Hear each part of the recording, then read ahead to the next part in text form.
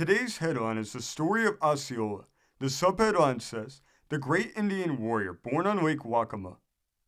This article originally came from Columbus, Georgia, reported in the News Reporter.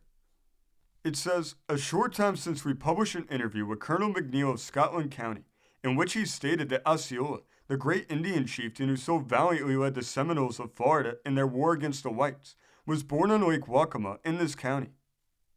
We told Colonel McNeil he must be mistaken, and that Osceola was a Florida Indian. But Colonel McNeil insisted that he was correct, and Mr. Powell of Vineland substantiated him. Last week, in a conversation with Mr. B.K. Council of Wananiche, a town located on Lake Waccamaw, the subject was brought up. He said the statement of these gentlemen was undeniably correct, that Osceola was either born in Columbus County, or his mother gave birth to him very shortly after the United States had moved the Seminole tribe, to which he belonged from this section. His impression is that Osceola was a child at the time of the removal of the Indians. Mr. Council states that several different tribes inhabited this section, but he cannot positively state which side of the lake the Seminoles occupied. As history states, Osceola was a half-breed, his father being one of the leading white men of that day in our county. So Osceola inherited the brain and valor of the white race, blended with the craft and strategy characteristic of the Indian. He was undeniably the greatest organizer and warrior that the prolonged struggle between the whites and aborigines produced. History concedes this, and the government has a heroic statue of Osceola molded of wax on exhibit in Washington City.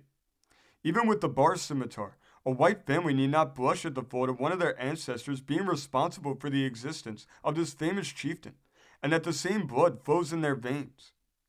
Osceola's vindictive mother. The Indians were violently opposed to quitting the graves of their kindred and friends, and doubtless Osceola inherited resentment against the white race from his vindictive mother, who had a double cause for grievance against the palefaces.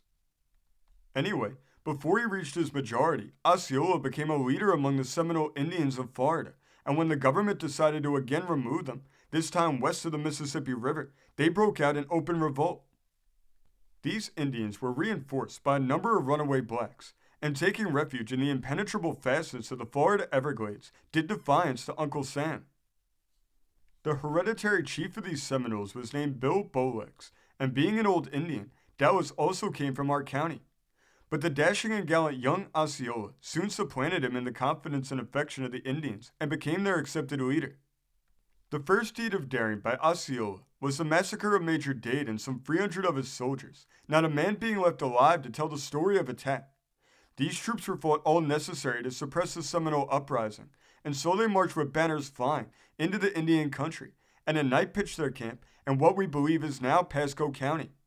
And in such contempt did the commander of these troops hold the Redskins, that when they pitched camp that night, the usual precautions were neglected, and the soldiers went to sleep guarded by a few drowsy sentinels. The massacre. But from the time the troops invaded his territory, Osceola, with a band of his chosen warriors, had from the dense forests and swamps followed the march of these troops and watched their every movement. So that night, while Major Dade and his command were wrapped in slumber, Osceola and his band rushed as a whirlwind upon their enemy's camp, and a horrible scene of slaughter ensued. The Indians neither asked nor gave quarter, the white soldiers being killed and scalped, and their arms and even clothing carried away. Of the entire command, only one badly wounded soldier escaped to carry the news of the surprise and massacre. The victorious Indians, now with arms and accoutrements to make war in earnest, hid themselves in the dense swamps, the tidings of the victory bringing all the wavering Indians into Osceola's band, who declared war to the knife against the whites. In the history of the Seminole War, this attack and victory is spoken of as the Dade Massacre, but it was an open, and from the Indian standpoint, legitimate warfare. Not more cruel nor uncivilized than when General W.T. Sherman stuck torch to the undefended city of Columbia, South Carolina, after its surrender, and he knew the war to be practically over and left thousands of women and children without food or shelter. Osceola and his Indians had declared war against the United States in defense of their homes and the encroachment of the whites, who were commanded to move still further towards the setting sun and into a strange and unknown land. With what was at the time bitter feelings existing between the whites and Indians, had Major Dade surprised a sleeping band of Indians, doubtless the same bloody scene would have been enacted. Such terror did this night attack and slaughter strike into the whites, that for some time the bodies of these soldiers were left exposed to the birds of prey and wild beasts upon the forest battlefield. Afterwards, the scattered bones were collected and carried to St. Augustine, Florida, and interred in a single grave within the United States barracks. A monument of blocks of rough stone was erected over this mound with appropriate inscription recounting the story of their death. When the editor of the News Reporter last visited that ancient and historic city, he inspected this monument, little thinking at that time his lot would be cast within a few miles of the spot where the real half-breed redskin hero of that bloody scene first saw the light, and that we would look upon white men in whose veins the blood of that martyred and heroic warrior courses. And while the name of the same highly honored and prominent family is withheld, we will state that their conspicuous valor in the Great War between the states show that Osceola inherited his valor and military prowess from one hardy old pioneer to whom he owed his paternity. William the Conqueror, Alexander Hamilton, and other men whose names will ever live in history, like unto Osceola, were illegitimates. Justice to Osceola. Now that the Indians, the one-time sole owners of this great land and continent, have been subdued and all but exterminated, and the hatred against the Aborigines only survive on the bloody and cruel pages of the story of the early settlement of this country, impartial historians will do at least partial justice to Osceola and his little band of warriors, and the name and deeds of that great and valiant Indian warrior will live in song and story so long as the history of the American Republic survives. To the Seminoles of Florida, Osceola was the same patriot and great military leader that George Washington was to the struggling American colonists, and Robert E. Lee to our lost cause. And assuredly did this Indian have even a greater grievance and provocation to take up arms and wage a relentless war than did either of these great Anglo-Saxon leaders.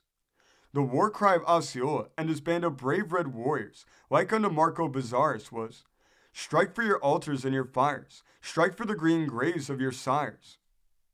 Columbus County has cause to be proud of giving to the world Osceola, and we would like to see erected upon the shores of Lake Waccamaw a monument to his memory. While the name and deeds of that great Indian will ever survive, it is due to our country that the place of his birth, the placid and beautiful sheets of water upon which his ancestors lived for generations, and upon the banks of which Osceola played as a child, should be marked for the benefit of posterity. But to return to that Seminole War, the massacre of Major Dade and his command aroused the whole country, and to suppress Osceola and his little band of warriors, compared with the wealth and population of our republic at that time, more energy and money were expended, and more than 100 times as much bloodshed as during the recent war with Spain. And it was then only by the basest act of treachery that Osceola was at last captured and his band of Indians dispersed. Troops were sent to Florida from nearly all the states, but they could not suppress the Seminole uprising. The Indians retreated into that impenetrable fortress, the Everglades, being familiar with its every path and dry island, and the whites could not follow them. Osceola proved himself not only a courageous soldier, but a skillful leader. He surprised and defeated the United States troops at every opportunity, and victory even perched upon his banners. To send soldiers to Florida was to send them to defeat and death. Finally, Colonel Jessup was placed in command, with instructions to kill or capture Osceola and disperse his band at any cost. But he met with the same tactics and defeats as did his predecessors. Victim of treachery. At last, that gallant officer was guilty of an act of the basest treachery that will ever tarnish his good name, and remains a blur upon our great nation. Colonel Jessup, chafing under his unsuccessful campaign, and realizing that Osceola was the soul and head of that Seminole uprising, sent word by a captive Indian to Osceola, asking that he meet him in friendly conference with a view of making a treaty of peace. But the wily half-breed was suspicious of the good faith of the whites, and refused to put himself within the power of his enemies, without first having sent to him an outline of the terms of the proposed treaty, to see if they would be acceptable to his people, and a safeguard for Osceola and the warriors who might accompany him, pledging that they could return unmolested to their camp, should negotiations for peace fail. While apologists for Colonel Jessup have endeavored to palliate and explain away this act of treachery, and but brief mention was at that time made of it in the history of the war, it was an act of which the ruling powers at that time were heartily ashamed. There is no denying the fact that Osceola's demands were complied with, and the safe conduct over the signature of the commander of the United States forces sent this Indian. It is said that even after receiving this guarantee, Osceola expressed hesitancy, fearing treachery, but was at last persuaded to accept. So gathering around him his chosen leaders, Osceola went into the camp of his embittered enemies. But when there, he showed neither doubt nor timidity, and one reason assigned for violating that safe conduct was that brazen and defiant bearing of that bloody-handed and savage warrior. Osceola doubtless wanted to show his enemies that he was a supplicant for peace, but intended to dictate terms. But his arrest had been decided on when that message was sent.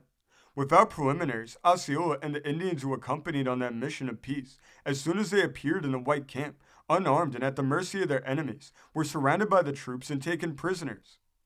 A broken art. Osceola was confined in irons and sent a prisoner to Fort Moultrie on Sullivan's Island, at the entrance of the harbor to Charleston, South Carolina. There he was kept closely confined in one of the dungeons to the fort. It is said that Osceola uttered no protest against the treachery that led to his capture. He refused to talk, and only replied when necessity demanded in guttural monosyllables. The short time he was a prisoner in the fort, he was neither defiant nor manifested any resentment whatever. But his dignified, yea noble bearing, won respect from all with whom he came in contact.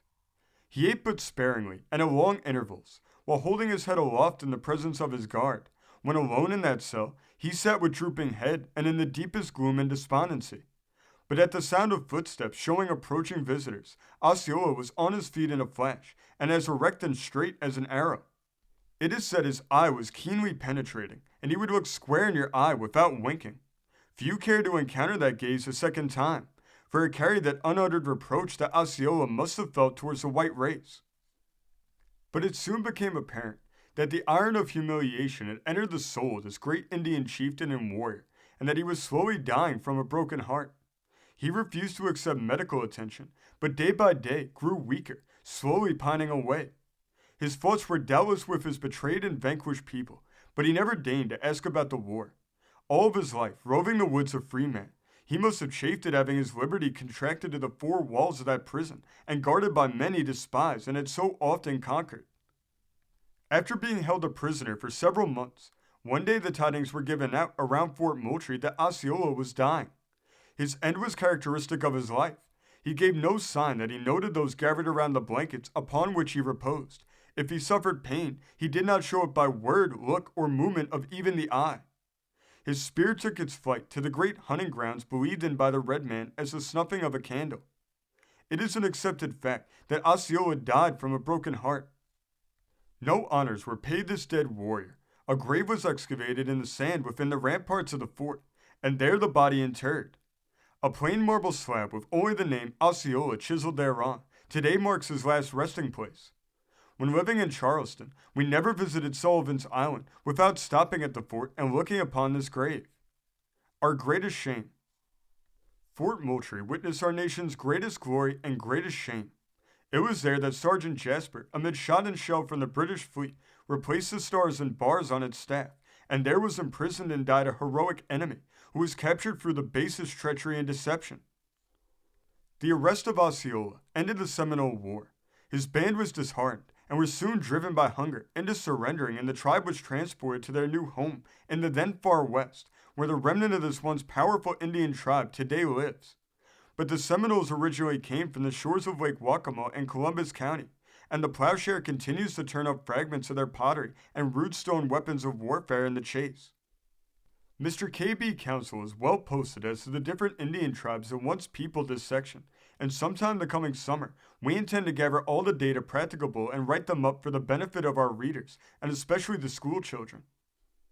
When a youth, I remember seeing an old soldier who was through the Seminole War and was present at the seizure of Osceola. He said he never looked upon a finer specimen of manhood. He was tall, erect, and with commanding presence. Osceola was in the flush of young manhood, being apparently about 25 years of age. When the soldiers surrounded him and his followers, he uttered not a word, but with a look of scorn submitted to the shackles being fastened upon his limbs. A personal sketch. Mr. Council wrote us the following sketch, and which he says is absolutely correct and can be authenticated. Osceola was a half-breed, his father being a Welch trapper who lived in what is now Columbus County, North Carolina. His portrait, painted by Caitlin, the famous English artist who visited this country for that purpose, shows a strong, resolute face, strikingly handsome, with scarcely a trace of the Indian character, and bears a striking resemblance to a prominent Columbus County family, who are descendants from the accepted father of this famous warrior. The location of Osceola's birthplace will probably never be settled, but it is certain he was born on Waccamaw Lake, now known as Waccamaw, or shortly after his mother's people were sent to the Savannah River, Georgia. They were afterwards removed to Florida. Osceola waged a sanguinary war in that state, was captured by treachery, and died a young man in Fort Moultrie, South Carolina, of a broken heart. Savannah, Georgia has raised a monument in his memory, and Florida has a county named in his honor. But probably the greatest tribute paid to him was by Jefferson in writing the Seminole reply to the American government's overture for peace, which has been declaimed by half the schoolboys in the land. The last verse is something like this: I never will give you quarter, I never will be your slave, but will swim the sea of slaughter till I sink beneath the wave. This story came from the great state of South Carolina, being reported in the Yorkville Enquirer of November 22nd, 1910. Thank you for joining us today. If you want to continue to uncover all of America's lost and forgotten history, then remember before you leave to hit the subscribe button, hit the notification bell, and remember to like and comment below. And we will see you next time on Americana Archives.